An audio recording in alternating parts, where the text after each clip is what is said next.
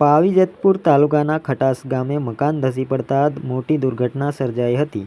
ગુજરાતભરમાં અને છોટાઉદેપુર જિલ્લામાં છેલ્લા 2-3 દિવસથી સતત વરસાદ વરસી રહ્યો છે ત્યારે ખટાસ ગામે દલિતવાસમાં રહેતા હરિજન વિનોદભાઈ વજાભાઈનું રહેણાંક મકાન ધરાશાયી થયું હતું. મકાનમાં રહેલા માલ સામાન નાશ પામ્યો હતો. સદનસીબે રહેણાંક મકાન ધરાશાયી થયું તે સમયે ઘરમાં કોઈ વ્યક્તિ હાજર ન હોવાથી મોટી દુર્ઘટના ટળી હતી. હરિજન વિનોદભાઈ વજાભાઈ મકાન માલિક દ્વારા સરકાર પાસે સહાયની માંગ કરવામાં આવી હતી.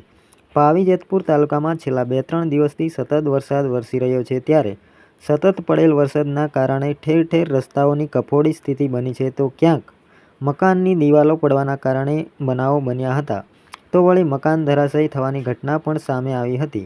ઉપરાંત પાવી જેતપુર તાલુકાના ખટાસ ગામે દલિત સમાજ વિસ્તારમાં રહેતા રહેણાંક મકાનની દિવાલ ઓચિંતાની ધરાશાયી થતાં સમગ્ર કાટમાળ નીચે ખાબક્યો હતો.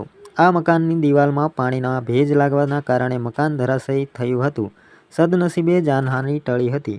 આ મકાનમાં રહેતા પરિવારજનો કામકાજ અર્થે ઘરની બહાર હોવાથી મોટી જાનહાનિ ટળી હતી.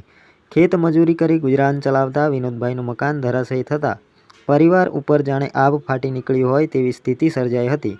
અસરગ્રસ્ત પરિવાર દ્વારા સરકાર પાસે સહાય તેમજ રહેવા માટેની વ્યવસ્થા કરી આપે તેવી માંગ કરવામાં